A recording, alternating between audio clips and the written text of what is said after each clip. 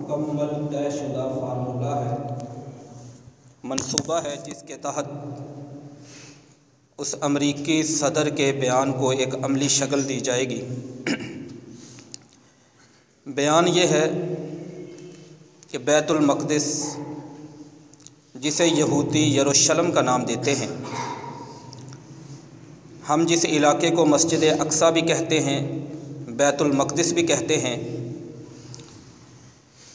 اور یہودی جس کو یروشلم کہتے ہیں، اس کو اسرائیل کا دارالحکومت اور اسرائیل کا سفارت خانہ وہاں پہ منتقل کیا جائے گا، یعنی کہ مکمل طور پر یہودیوں کے قبضہ میں دے دیا جائے گا۔ جو لوگ اس بات کی گہرائی کو سمجھتے ہیں، جتنے دکھی اور جتنے غمزدہ وہ ہیں،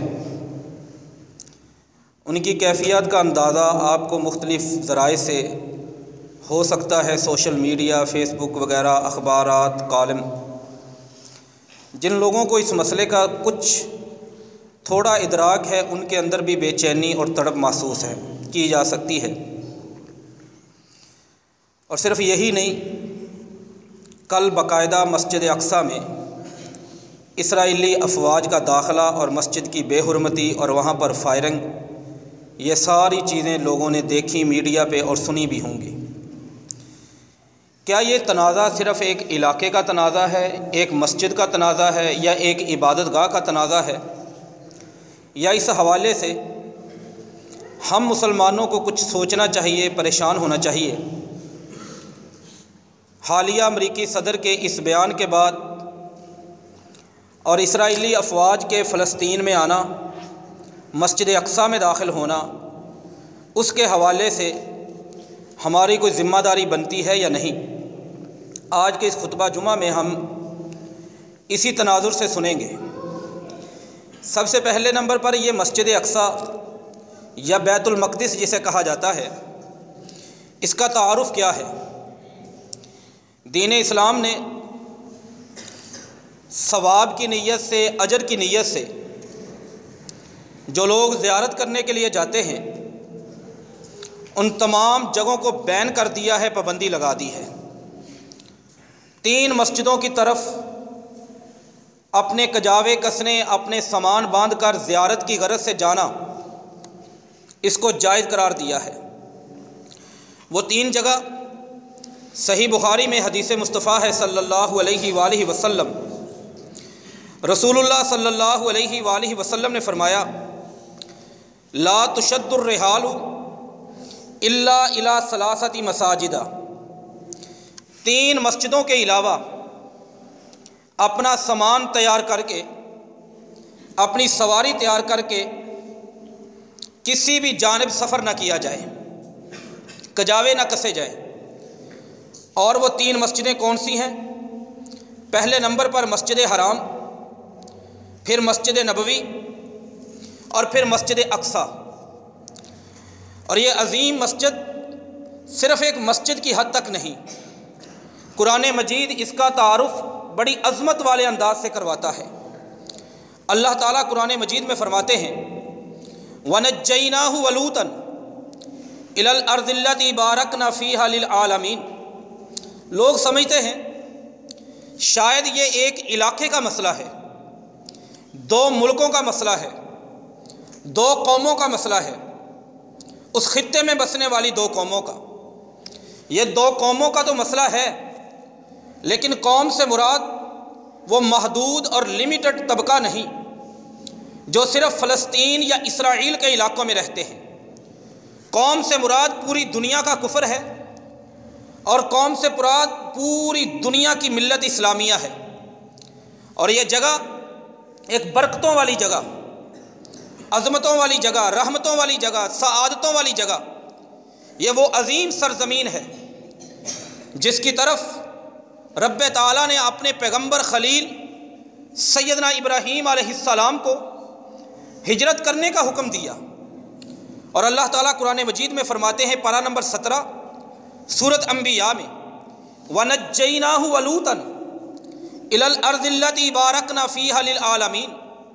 ہم نے ابراہیم علیہ السلام کو اور ان کے بھتیجے لوط علیہ السلام کو نجات دی ایک ایسی جگہ کی طرف، ایک ایسی سرزمین کی طرف بارکنا فیہا، جس میں ہم نے اپنی برکتیں اتار رکھی تھی. اور برکتیں صرف اس فیملی کے لیے نہیں، اس خاندان کے لیے نہیں، ان چند گنے ہوئے معدود افراد کے لیے نہیں، للعالمین، تمام جہانوں کے لیے. ایسی عظیم سرزمین ہے یہ، وہ عظیم سرزمین ہے جس میں رب کے خلیل ابراہیم علیہ السلام کی زندگی گزری. یہ وہ عظیم سرزمین ہے، یہاں پر اللہ تعالیٰ فرماتے ہیں وَوَهَبْنَا لَهُ اسحاق وَيَعْقُوب. وہاں پر جانے کے بعد رب تعالیٰ نے اپنی اس عظیم دھرتی پر، بابرکت سرزمین پر دیگر کئی انبیاء کرام علیہم السلام کو مبعوث فرمایا. اللہ فرماتے ہیں وہاں پر ابراہیم علیہ السلام کو ہم نے اسحاق عطا فرمائے. اللہ کے عظیم پیغمبر اور عظیم نبی، عظیم اللہ تعالیٰ کے دین کی تبلیغ کرنے والے، دعوت دینے والے اسحاق علیہ السلام کی زندگی یہیں پر گزری.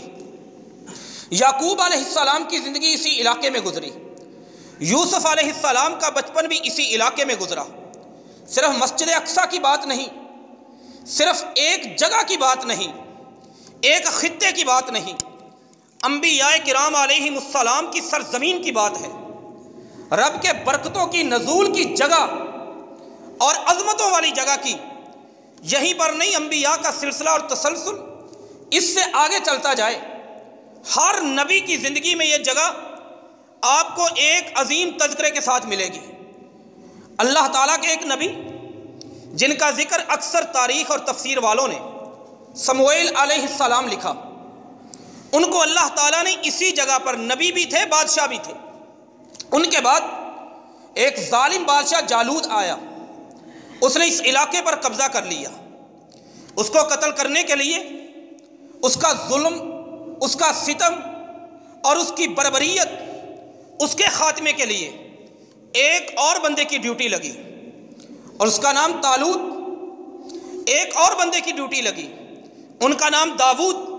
فقاتل داود جالوت وآتاہ اللہ الملک والحکمت. داود نے ان کو قتل کیا، پروردگار کائنات نے اسی علاقے کی حکومت ان کو عطا فرما دی. یہ وہ عظیم خطہ ہے جس پر رب کے پیغمبر داود علیہ السلام نے حکومت کی. یہ وہی خطہ ہے، یہاں پہ سلیمان علیہ السلام، ان کا یہ دار الخلافہ، دار الحکومت، اس کی شکل میں یہ علاقہ ترقی کرتا چلا گیا. اور یہ مسجد اقصیٰ سلیمان علیہ السلام کا جو زمانہ ہے، مورخین نے، تاریخ لکھنے والوں نے عیسیٰ علیہ السلام سے 900 سال پہلے کا نقل کیا ہے. کمی بیشی ہو سکتی ہے. اور سب سے بڑا منصوبہ اور پروجیکٹ جو اس دنیا کے عظیم ترین حکمران سیدنا سلیمان علیہ السلام نے تعمیر کروایا، وہ آج کی یہ مسجد اقصیٰ ہے. اس کے بارے میں سنن نسائی میں 693 نمبر حدیث ہے.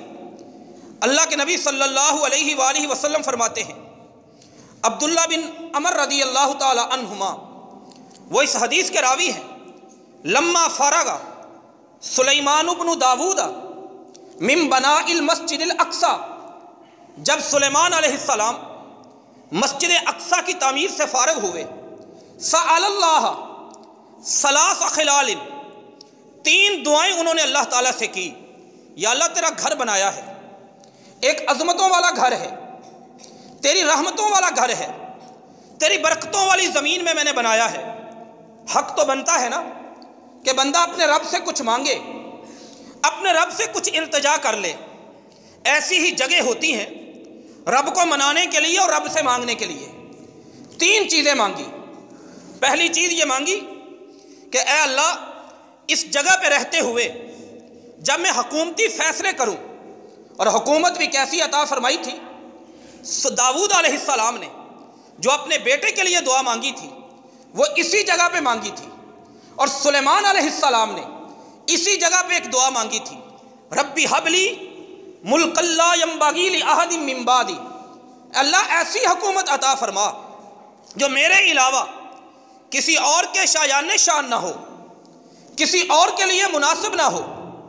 اللہ کے نبی صلی اللہ علیہ وآلہ وسلم صحیح مسلم میں حدیث ہے، ایک جن کا واقعہ بیان کرنے لگے اور کہنے لگے اگر میرے بھائی سلیمان علیہ السلام کی ان کی سلیمان بن داود کی دعا نہ ہوتی، اس جن کو پکڑ لیا جاتا اور اس مدینہ کے لوگ اس جن کو دیکھتے، بعض روایتوں میں بچے اس سے کھیلتے، بعض روایتوں میں اسے باندھ دیا جاتا، لیکن اس کی دعا تھی، ایسی عظیم الشان حکومت، اس کی دعا اسی بابرکت سرزمین پہ کی گئی۔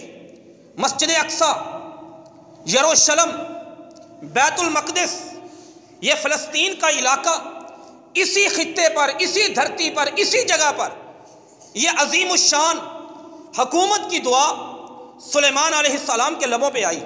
ربی حبلی ملک لا ینبغی لأحد من بعدی، رب نے عطا فرما دی۔ پھر وہاں پہ مسجد اقصیٰ کو تعمیر کیا، پھر 3 دعائیں اپنے اللہ سے کی۔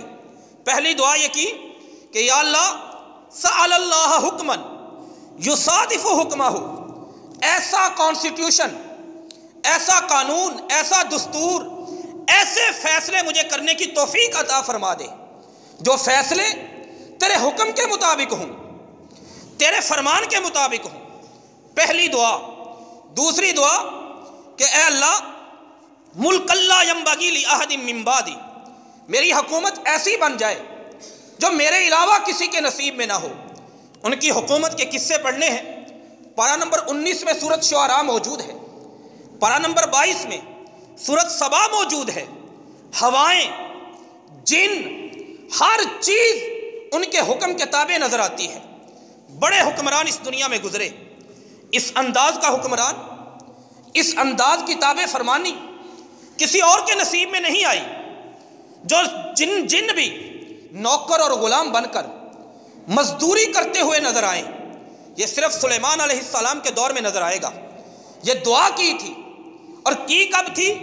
مسجد اقصیٰ کی تعمیر کے بعد، مسجد اقصیٰ کی عمارت بنانے کے بعد، اتنی عظیم الشان مسجد۔ تیسری دعا کہ یا اللہ یاتیہ احد، کوئی بھی بندہ جو اس مسجد میں آتا ہے، یا اللہ ایسا بندہ آئے جو اس مسجد میں آتا ہے، نماز کی نیت، نماز کا ارادہ، لا یرید الا الصلاۃ، صرف اس کی نیت یہ ہے کہ میں وہاں پہ نماز پڑھوں گا، وہاں پہ نفل پڑھوں گا، وہاں پہ رکعتیں عطا کروں گا۔ یا اللہ اس کی نیت کی برکت سے، اس مسجد کی برکت سے یا اللہ یہ رحمت کر دے کہ جب وہ نکلے خرج منہ، اس مسجد سے نکلے، اس طرح نکلے کا یومی والدتہ امہ، جس طرح ایک وہ بچہ، اس کی پوزیشن، اس کی کیفیت ہوتی ہے۔ جو بچہ دنیا میں آتا ہے اپنی ماں کے پیٹ سے، اس دنیا کے منظر میں جب اس کا وجود پہنچتا ہے، جو کیفیت اس بچے کی ہوتی ہے، کوئی گناہ نہیں ہوتا، کوئی نافرمانی نہیں ہوتی، کوئی رب کی ناراضگی اس نے نہیں کی ہوتی۔ جس طرح وہ بچہ گناہوں سے پاک صاف ہوتا ہے، اس مسجد میں نماز ادا کرنے والے کو بھی اسی طرح پاک صاف کر دے۔ یہ حدیث سنن ابن ماجہ میں 1408 نمبر پر، سنن نسائی میں 693 نمبر پر صحیح سند سے موجود ہے۔ یہ وہ عظیم الشان مسجد اقصیٰ ہے جو انبیاء کی سرزمین رہی۔ یہاں پہ ابراہیم علیہ السلام کو نجات دی گئی، یہاں پہ لوط علیہ السلام کو نجات دی گئی، یہاں پہ اسحاق کی بچپن، جوانی اور بڑھاپا گزرا، یہاں پہ یعقوب کا بڑھاپا اور جوانی گزری، یہاں پہ یوسف کا بچپن گزرا علیہم السلام، یہاں پر داؤد علیہ السلام کے سجدے ہوئے، رکوع ہوئے، یہاں پہ سلیمان علیہ السلام نے تعمیر مکمل کروائی، یہاں پہ سلیمان علیہ السلام نے اللہ سے دعائیں کی۔ وہ بابا جی زکریا علیہ السلام اللہ سے دعا کر رہے تھے، پارہ نمبر 16 سورت مریم، کہنے لگے انی، یا اللہ میرا سر واشتعل الراس شیبا، میرے سر نے بڑھاپا، میرے سر پہ بڑھاپا آ گیا، بال سفید ہو گئے، یا اللہ اب میں اپنی دعا سے مایوس نہیں، واشتعل الراس شیبا ولم اکن بدعائک ربی شقیا، مایوس نہیں۔ مانگنا کیا ہے؟ اللہ سے بیٹا مانگنا ہے۔ یہ محل کون سا ہے، جگہ کون سی؟ یہاں پہ اس زکریا علیہ السلام، اللہ کے پیغمبر نے اللہ تعالیٰ سے اپنے اپنے لیے بڑھاپے میں سفید بالوں میں اپنی ہڈیوں کی کمزوری کا تذکرہ کرتے ہوئے اللہ سے بیٹا مانگا، اور اللہ تعالیٰ نے ہنالک دعا زکریا ربہ قال ربی ہب لی من لدنک ذریۃ طیبہ، اللہ تعالیٰ سے یہ دعا کی، اور اللہ تعالیٰ نے کہا تجھے بیٹا بھی دیا، نام بھی تو نہیں رکھے گا، کسی کا نام باپ رکھتا ہے، کسی کا نام ماں رکھتی ہے، کسی کا نام ددیال والے، کسی کا نام ننیال والے، کسی کا نام رشتہ دار۔ رب نے کہا نبشرک بغلام اسمہ یحییٰ، ہم اس کا نام یحییٰ رکھتے ہیں، اور یہ ایسا نام ہے کہ اس سے پہلے اس طرح کا نام کبھی دنیا میں تھا ہی نہیں، ہم اس کا نام رکھیں گے۔ یہ اسی بابرکت جگہ مسجد اقصی بیت المقدس کی بات ہے۔ یہ 6-7 چیزیں آگے ان کو لے کے چلے جائیں، ایک تسلسل نظر آئے گا۔ زکریا علیہ السلام آتے ہیں، ایک عظیم ترین فیملی کی عظیم ترین بیٹی، نام کیا ہے؟ مریم۔ اللہ تعالیٰ نے جنہیں قبول فرمایا، فتقبلها ربها بقبول حسن وانبتها نباتا حسنا، عظیم ترین قبولیت سے سرفراز فرمایا۔ بات قابلیت کی نہیں ہوتی، بات قبولیت کی ہوتی ہے، اور جب قبولیت مل جائے، بات ابراہیم علیہ السلام نے بھی التجا، ایک مکان، ایک کمرہ بنا کے رب سے یہی کہا تھا، اے اللہ تو اس کو قبول کر لینا، فتقبل منا، یا اللہ اس کو ہم سے قبول کر لے۔ اور مریم علیہ السلام، ان کی والدہ نے بھی یہی کہا تھا، اے اللہ تو اس کو قبول کر لینا، اور اللہ نے قبول کیا۔ وہی مریم فکفلھا زکریا، اللہ تعالیٰ نے زکریا علیہ السلام کو ان کا کفیل بنا دیا، ان کی کفالت میں دے دیا۔ کلما دخل علیہا زکریا المحراب وجد عندها رزقا قال یا مریم انى لك هذا قالت هو من عند الله ان الله يرزق من يشاء بغیر حساب۔ وہ ان کے پاس آتے، ان کے پاس پھل ملتے، خوراک ملتی، غذا ملتی، میوے ملتے، ثمرات ملتے، حیران ہو گئے، کہنے لگے یا مریم انّا لکی ھذا، یہ آئے کہاں سے؟ قالت ہوا من عند اللہ، کہا یہ اللہ کے پاس سے آئے۔ یہ جگہ کوئی کس جگہ کا قصہ ہے، کس جگہ کی کہانی ہے، کس جگہ کی سٹوری ہے، کس جگہ کا واقعہ ہے؟ یہ وہی جگہ جس کے بارے میں آج اعلان دنیا میں ہوتا ہے کہ اس جگہ کو اٹھا کر یہودیوں کی گود میں ڈال دیا جائے، یہودیوں کا دارالخلافہ بنا دیا جائے، یہودیوں کے سفارت خانے منتقل کر دیے جائے، اس جگہ کو یہودیوں کے حوالے کر دیا جائے، انبیاء کی سرزمین۔ میرے نبی محمد صلی اللہ علیہ وآلہ وسلم، ان کو عظیم ترین معجزہ معراج کی شکل میں رب کائنات نے عطا فرمایا۔ آسمان سے جبریل اترے، صحیح مسلم کتاب الایمان حدیث نمبر 162، آئے، نبی کو جگایا، سینہ چاک کیا، دل کو نکالا، آب زمزم سے دھویا، سونے کے تھال میں سال حکمت سے بھرا ہوا، ایمان سے بھرا ہوا، دوبارہ رکھا، سینے کو بند کیا، فتبا کا صدرہ، ثم اوتی بدابا، ایک چپایا لایا گیا، یقال لہ البراق، نام اس کا براق ہے، فوق الحمار دون البغل، کھچر سے چھوٹا ہے، گدے سے بڑا ہے، اس پہ سوار کروایا۔ یہ معراج نہیں، یہ اسراء ہے۔ سبحان الذی اسرا بعبدہ لیلا من المسجد الحرام الی المسجد الاقصی۔ نبی مکہ سے بھی آسمان پہ جا سکتے تھے، نبی مدینہ سے بھی آسمان پہ جا سکتے تھے، لیکن مکہ سے آسمانوں کا سفر نہیں شروع ہوا، مدینہ سے آسمانوں کا سفر نہیں شروع ہوا، مکہ سے سفر شروع ہوا، بیت المقدس کی جانب 1300 کلومیٹر زمین پہ سفر کیا، براق پہ بیٹھ کے کیا، مسجد اقصی میں پہنچے، بیت المقدس میں پہنچے۔ صحیح مسلم حدیث نمبر 162،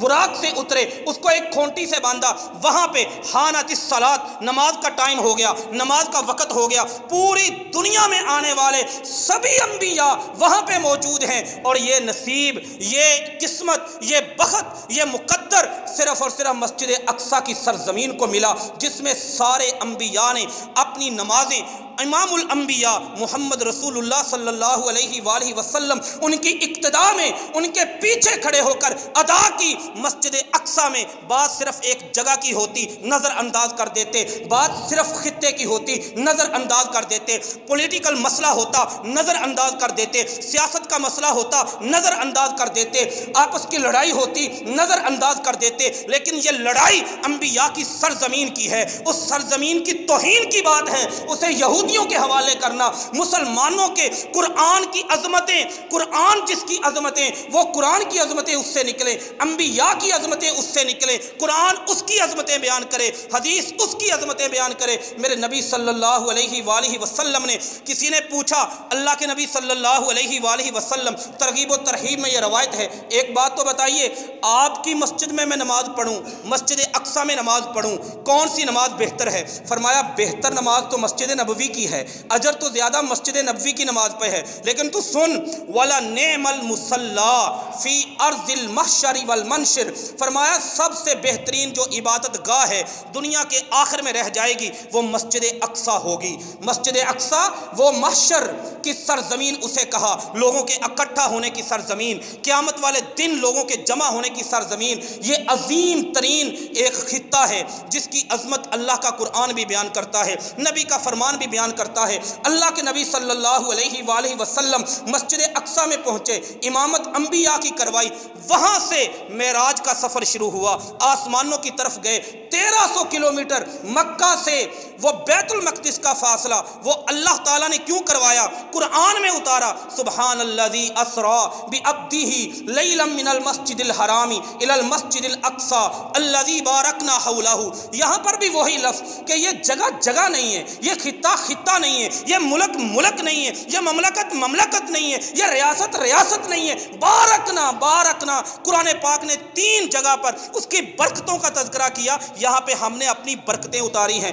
آج برکتیں، ایک امریکہ بے ایمان کا صدر وہ اٹھے اور اس برکتوں والی جگہ کو اٹھا کر اللہ کے دشمنوں کے حوالے، اللہ کے فرشتوں کے دشمنوں کے حوالے، اللہ کے نبیوں کے دشمنوں کی گود میں ڈال دیا جائے، حوالے کر دیا جائے، اور ہم صاحب ایمان سمجھے ہم پاکستان میں رہتے ہیں، ہمارا اپنا بارڈر ہے، ہماری اپنی سیاست ہے، ہماری اپنی ریاست ہے، ہماری اپنی گورنمنٹ ہے، ہمارا اپنا ملک ہے، ہمیں اس سے کیا سروکار، ہمیں بس جی اپنے آپ کو ٹھیک کرنا چاہیے۔ نہیں، صحیح مسلم میں اللہ کے نبی صلی اللہ علیہ وآلہ وسلم نے فرمایا، 1561 نمبر حدیث، مثل المومنین، ایمان والوں کی جو مثال ہے، مثل المومنین، ایمان والوں کی مثال، فی توادہم و تراحمہم و تعاطفہم، ان کی مثال آپس میں نرمی کے معاملے میں، آپس میں محبت کے معاملے میں، آپس میں تعلق کے معاملے میں، فرمایا اس طرح ہے کجسد الواحد، جس طرح ایک جسم ہوتا ہے۔ ایک بندہ موٹر سائیکل پہ سفر کر رہا ہو، کسی سڑک پہ وہ موٹر سائیکل چلا رہا ہے، اس نے اپنی آنکھوں پہ چشمہ نہیں لگایا، اس نے سر پہ ہیلمٹ نہیں پہنا، چلتے چلتے اس کی آنکھ میں اگر مچھر آ جائے، اب آنکھ میں مچھر آیا ہے، ہاتھ کو پرابلم نہیں ہونی چاہیے، پاؤں کو پرابلم نہیں ہونی چاہیے، اور دماغ کو پرابلم نہیں ہونی چاہیے، باقی جسم کو کوئی مسئلہ نہیں ہونا چاہیے، آنکھ میں مچھر آیا ہے، لیکن ایسا نہیں ہوتا۔ آپ دیکھتے ہیں وہ موٹر سائیکل والا، وہ بائک والا فوراً سڑک پہ ہاتھ فوراً بریک لگاتے ہیں، پاؤں بریک لگاتا ہے، موٹر سائیکل سڑک کے کنارے پہ رکتا ہے، وہ سب سے پہلے اپنی آنکھ سے ہاتھ اٹھتا ہے، آنکھ سے مچھر کو باہر نکالتا ہے، دوسرا ہاتھ آنکھ کو مسلتا ہے، پاؤں اس وقت تک موٹر سائیکل کو کک نہیں لگاتے، موٹر سائیکل کا گیئر نہیں لگاتے جب تک آنکھ کا علاج نہیں ہو جاتا۔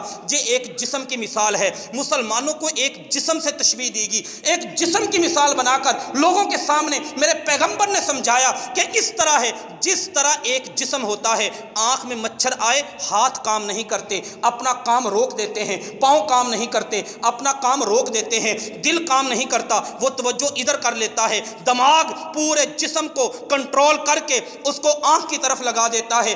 یہی حالت، یہی مثال مسلمانوں کی ہے، وہ مسلمان فلسطین میں رہتا ہو، حدیث میں مثل المومن، رشتہ بتایا گیا ایمان کا، تعلق بتایا گیا ایمان کا، ناتا بتایا گیا ایمان کا، کنیکشن بتایا گیا ایمان کا، تار جوڑی گئی ایمان کی۔ مثل الپاکستانی شین نہیں کہا، مثل السعودی شین نہیں کہا، مثل الپاکستانی کے علاوہ مثل السوری شین نہیں کہا کہ یہ شامیوں کی مثال، مثل الفلسطینی شین یہ فلسطینیوں کی مثال نہیں، ایمان والوں کی مثال ہے۔ وہ ایمان والا پاکستان میں رہتا ہو، وہ پنجاب میں رہتا ہو، وہ قصور لاہور میں رہتا ہو، وہ ایمان والا سعودیہ میں رہتا ہو، وہ سوریہ شام میں رہتا ہو، وہ ایران افغانستان میں رہتا ہو، یہاں پر بھی رہتا ہے، اس کا تعلق کسی اور ایمان والے کو دیکھنے کے بعد، تکلیف میں سننے کے بعد ایک جسم کی طرح ہوتا ہے۔ اذا اشتکا عضو منہ، جب ایک جسم کا ایک ٹکڑا، ایک حصہ بیماری کا، پریشانی کا، تکلیف کا، دکھ کا، رنج کا، غم کا، الم کا شکار ہو جائے، پورا جسم بے قرار، بے چین، مضطرب، بے سکون نظر آتا ہے۔ میرے نبی صلی اللہ علیہ وآلہ وسلم نے فرمایا یہ مثال ہے مومنوں کی۔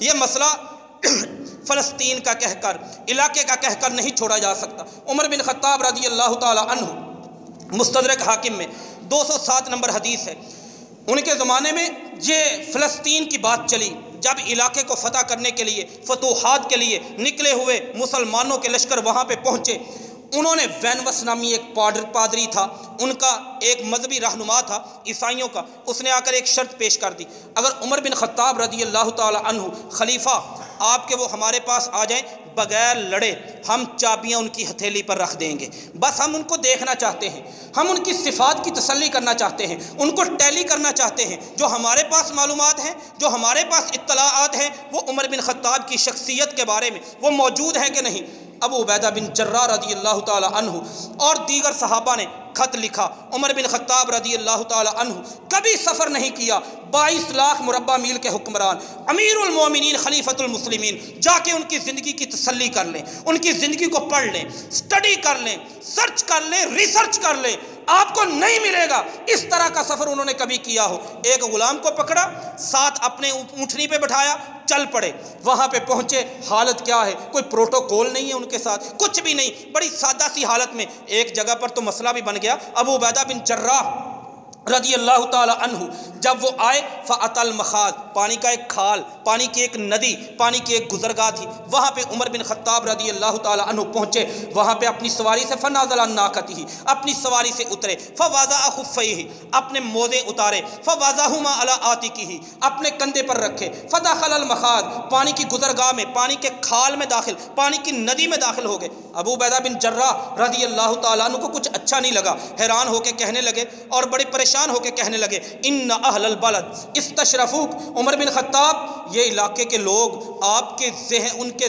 دلوں میں، ان کے ذہنوں میں آپ کا ایک بڑا مقام ہے، بڑا درجہ ہے، بڑی فضیلت ہے، یہ آپ نے کیا کیا؟ عمر بن خطاب رضی اللہ تعالیٰ کہتے ہیں، بتا میں نے کیا کیا؟ بتایا کہ آپ نزلت عن ناقتہ، اپنی سواری سے نیچے اتر گئے، فوضعت خفیک، اپنے آپ نے موزے اتارے، اور اس طرح ایک ایک بات بتائی۔ وہاں پر عمر بن خطاب رضی اللہ تعالی عنہ نے کہا، کاش یہ بات لم یقل ذا غیرک، یہ تو نے کہی ہے، تیرے علاوہ کسی اور نے نہیں کہی، اگر کوئی اور کہتا جعلتہ نقالا لامت محمد، میں امت محمد کے لیے اسے عبرت کا نشان بنا دیتا۔ اس پوزیشن میں ان کے سامنے گئے، ملنے کے لیے گئے، وینوس پادری نے ان کی ہتھیلی پہ چابیاں رکھ دی، چابیاں پکڑی، بیت المقدس میں داخل ہوئے، مسجد اقصیٰ میں داخل ہوئے، تالے کھولے، جھاڑو پڑا تھا، جھاڑو اٹھایا، یہاں تک روایت مستدرک حاکم میں 207 نمبر، آگے ابن کثیر نے البدایہ والنہایہ میں لکھے، ابو عبیدہ بن جراح رضی اللہ تعالیٰ عنہ پھر تڑپ کے سامنے آئے،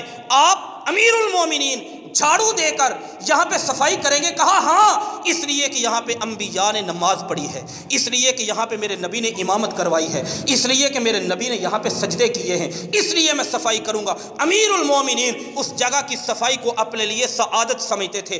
آج جس جگہ کو یہودیوں کے لیے، ان یہودیوں کے لیے جن کا تعارف ہی اب نماز شروع کرتے ہیں، فاتحہ پڑھتے ہیں، اور جو فاتحہ نہیں پڑھتا لا صلاۃ لمن لم یقرأ بفاتحۃ الکتاب، دین کی رہنمائی، نبی کا فرمان یہ ہے اس کی نماز نہیں جو فاتحہ نہیں پڑھتا۔ فاتحہ آپ ختم کرتے ہیں کہاں پہ؟ غیر المغضوب علیہم ولا الضالین، یا اللہ ایسے انعام یافتہ لوگ، جو انعام یافتہ لوگ ان پر غضب نہیں کیا گیا، وہ انعام یافتہ لوگ، وہ گمراہ بھی نہیں، بھٹکے ہوئے بھی نہیں۔ مفسرین نے لکھا غیر المغضوب علیہم، ان سے مراد یہودیوں سے ہماری نماز شروع ہوتی ہے، ہم دن میں جتنی نمازیں پڑھتے ہیں، جتنی رکعتیں پڑھتے ہیں، ہر رکعت میں یہودیوں سے اعلان برات کرتے ہیں، اللہ کے سامنے اپنا یہ ایک التجا اور تمنا رکھتے ہیں، اپنی دعا اور استدعا رکھتے ہیں، اپنی ایک ہم اللہ کے سامنے عاجزی اور انکساری رکھتے ہیں، یا اللہ ہمیں یہودیوں جیسا نہ بنا دینا، یہودیوں کے راستے پہ نہ چلا دینا۔ اتنا رب ناراض ہے اس قوم پر،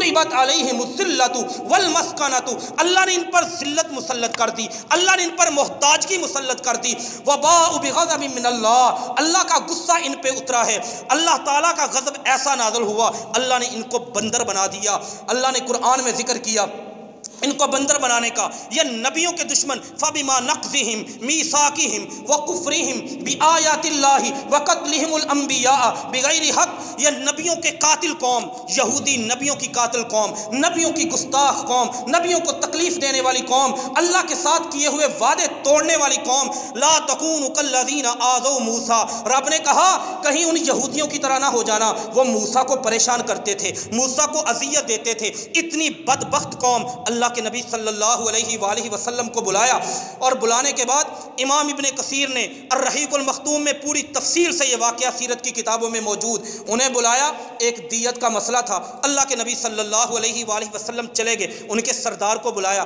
کہا آپ سے بات چیت کرنی ہے، کس مسئلے پر؟ فلاں دیت کے مسئلے پر، ہمارا تمہارا معاہدہ ہے، ہمارا تمہارا ایگریمنٹ ہے، اگر اس طرح کا مسئلہ ہوا تم تعاون کرو گے؟ کہا کیوں نہیں، آپ تشریف رکھیں۔ اللہ کے نبی صلی اللہ علیہ وسلم بیٹھ گئے، آپ کے ساتھ ابو بکر بھی ہیں، آپ کے ساتھ عمر بھی ہیں، آپ کے ساتھ علی بھی ہیں رضی اللہ تعالی عنہم اجمعین۔ آپ بیٹھ گئے، وہ کہتا ہے میں انتظام کر کے آتا ہوں، اندر چلے گئے۔ اچانک ان کو خیال آیا، پرانے زمانے کی بات ہے، چکیاں ہوتی تھی آٹا پیسنے کے لیے، ایک چکی کا بہت بڑا پتھر تھا، کہا اوپر سے گراتے ہیں دیوار سے، یہ کچلے جائیں گے۔ نبی صلی اللہ علیہ وآلہ وسلم کو قتل کرنے کی سازش، صحیح بخاری کتاب المغازی، میرے نبی کو گوشت میں زہر کھلا دیا۔ ایسی انبیاء کی، عیسیٰ علیہ السلام کے بارے میں کیسا ایسا جملہ، بندہ ڈرتا ہے اس کو بولنے سے، بندہ ڈرتا ہے اس کو کہنے سے، اتنا خوفناک جملہ۔ کیا کہا؟ یا اخت ہارون ما کان ابوک امرأ سوء وما کانت امک بغیہ، کہنے لگے اے ہارون کی بہن مریم علیہ السلام کو کہا، ان سے تعلق جوڑتے ہوئے، یہ تو نے کیا کر دیا؟ سادہ لفظوں میں اگر ترجمہ کیا جائے، نعوذ باللہ من ذالک، کہنے لگے تو نے زنا کروایا ہے، اور زنا کروا کے سادہ لفظوں میں مفہوم، یہ تو نے بیٹا پیدا کیا ہے، نعوذ باللہ من ذالک۔ اللہ کے پیغمبر کو، اللہ کے کلمے کو، روح اللہ کو، عیسیٰ علیہ السلام کو انہوں نے نعوذ باللہ من ذالک ولد الزنا قرار دے دیا۔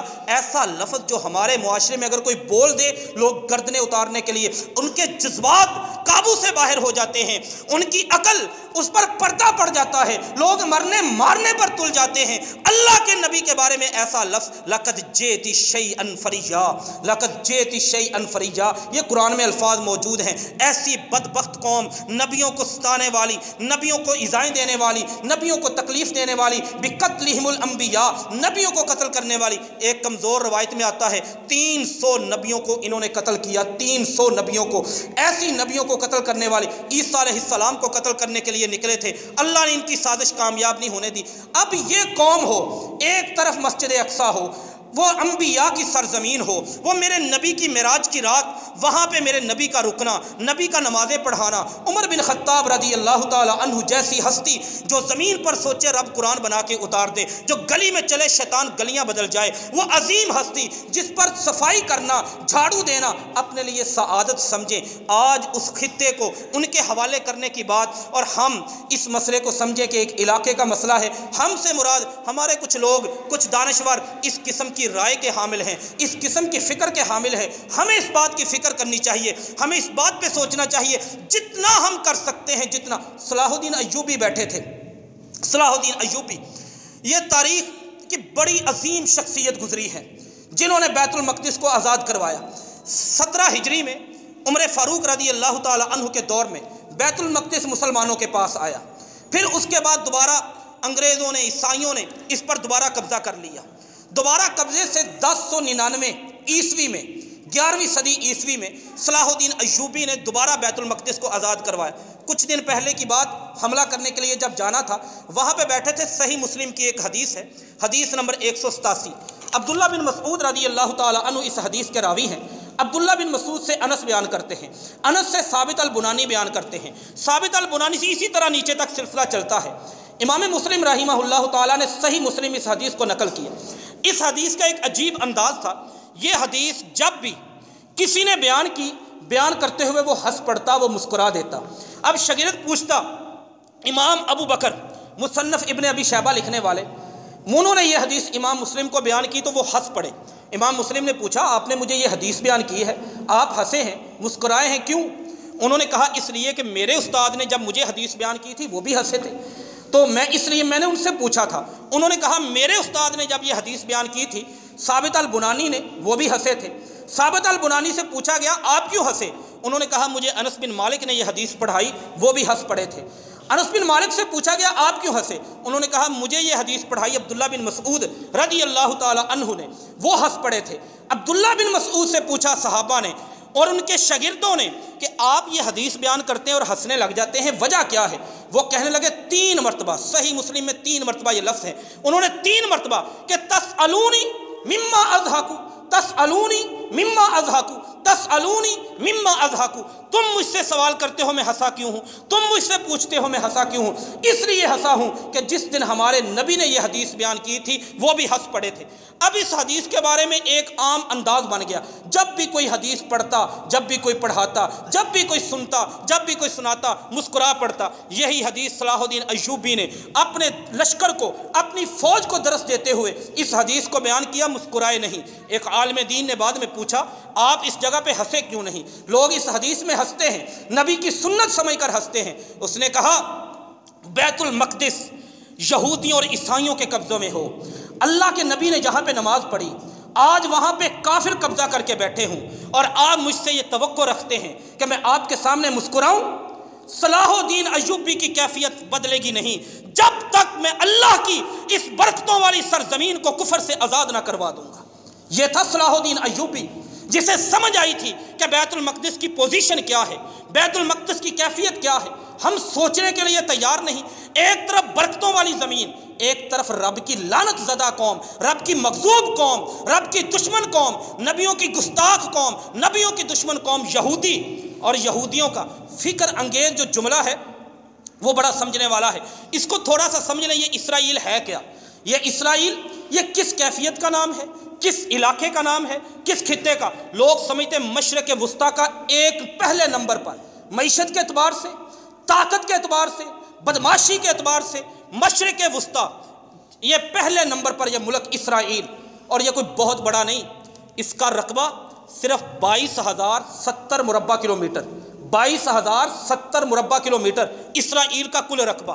اور آپ کے پاکستان کا نہیں، صرف صوبہ پنجاب کا رقبہ کتنا ہے؟ 2,05,000 مربع کلومیٹر۔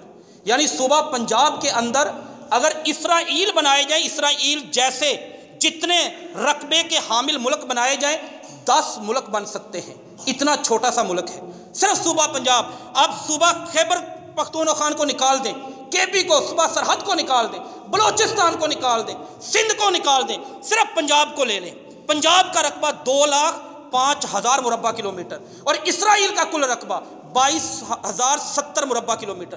10 تقریباً 10 اسرائیل جیسے ملک صرف صوبہ پنجاب کے اندر بن سکتے ہیں، اتنا چھوٹا سا ملک ہے۔ اور اس کے دائیں بائیں کوئی کفر کی مضبوط طاقت موجود نہیں۔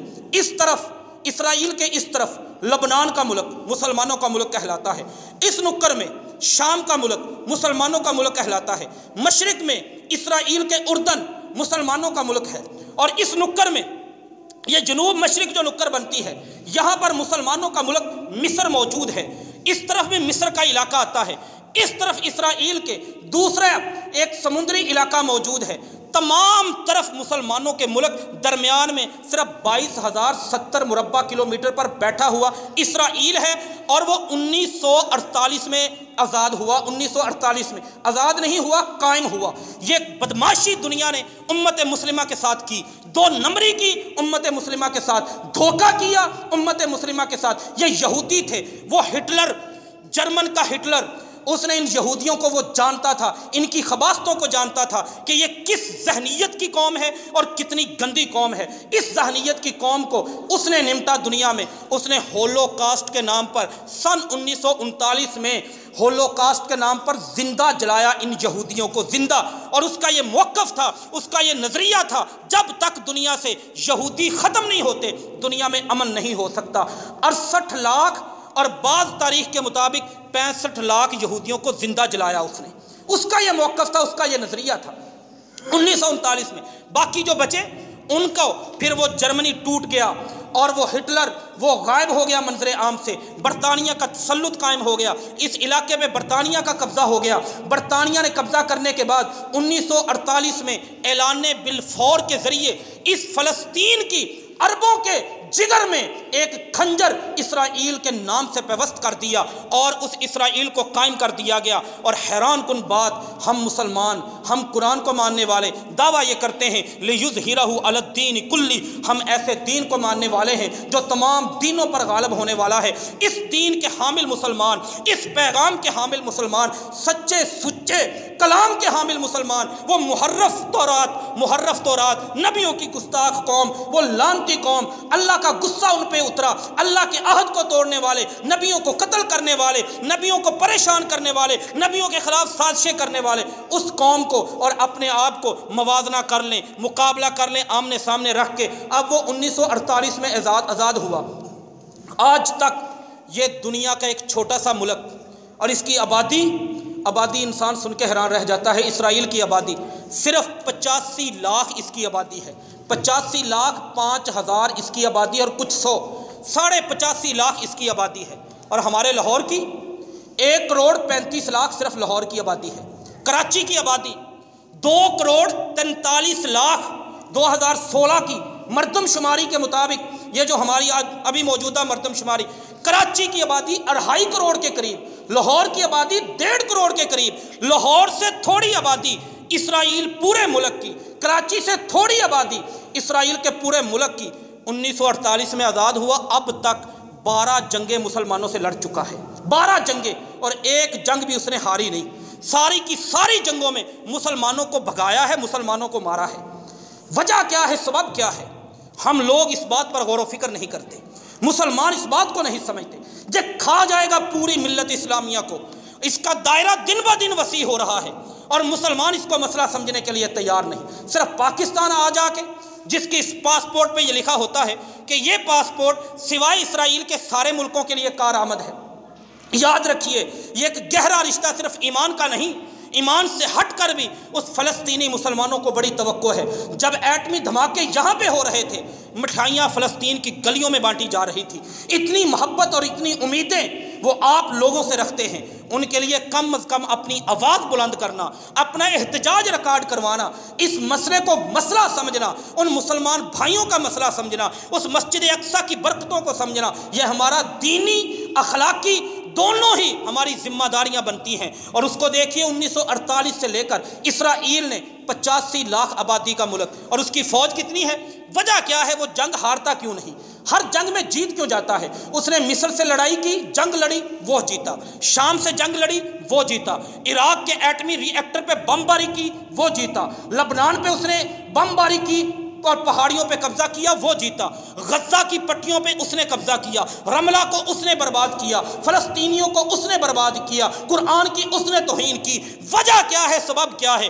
ایک نقطہ اگر مسلمان سمجھ جائے، اس نقطے کو، ان کی کایا پلٹ جائے، ان کی تقدیر پلٹ جائے۔ وہ نقطہ یہ ہے، میں سمجھتا تھا یہ کوئی جذباتی اور ہوائی بات ہے، شاید یہ دستوری طور پر، آئینی طور پر کہیں بھی نہ ہو۔ ایک ذمہ داری سے عرض کرتا ہوں، میں نے اس مسئلے کو جب ایک طالب علم کی حیثیت سے دیکھا اور عمیق نظر سے دیکھا، واقعتاً آج نیٹ پہ ان کی پوری ویب سائٹ موجود ہے، ان کا قانون موجود ہے، آپ لوگ پڑھ سکتے ہیں، وہاں پہ جا کر موجود ہے۔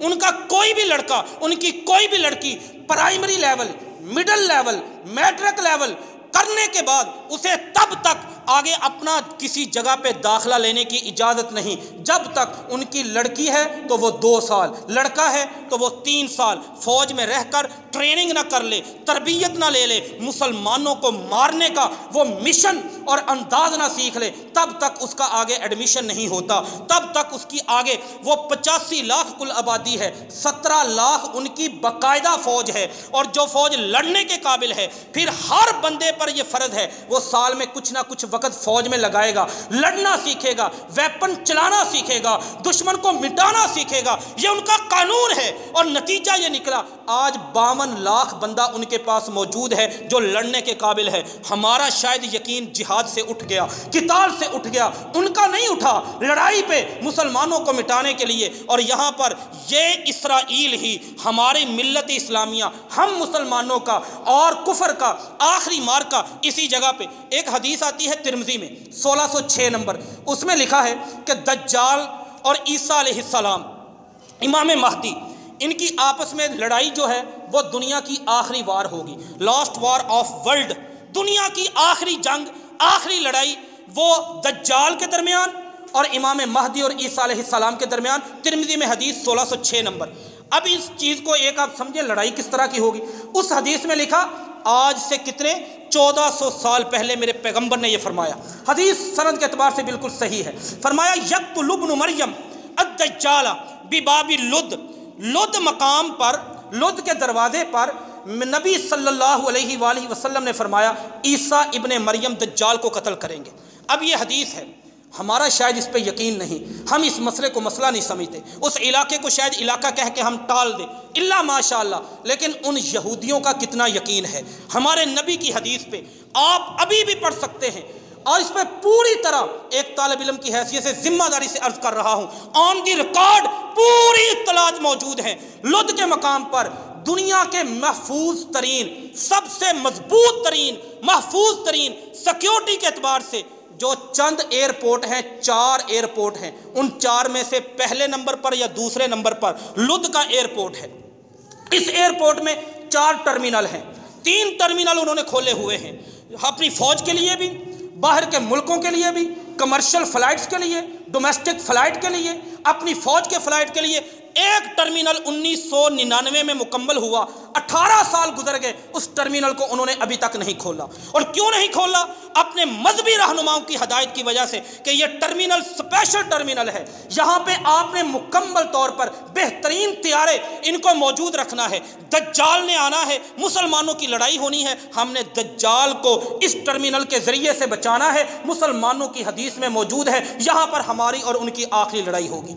ये मजहब यहूद, आज लुद इसराइल का शहर, ये सारी इंफॉर्मेशन और इत्तलाआत जो हदीस में बताई गई, तो ये मसला सिर्फ एक डोनाल्ड ट्रंप के बयान का मसला नहीं, ये हमारे ईमान का मसला है, हमारे इस्लाम का मसला है, ईमानी रिश्ते का मसला है। अल्लाह ताला से दुआ है अल्लाह ताला हमें समझने की, इस हक़ को, इस रिश्ते को निभाने की तौफीक अता फ़रमाए। वमा अलैना इल्लल बलागुल मुबीन।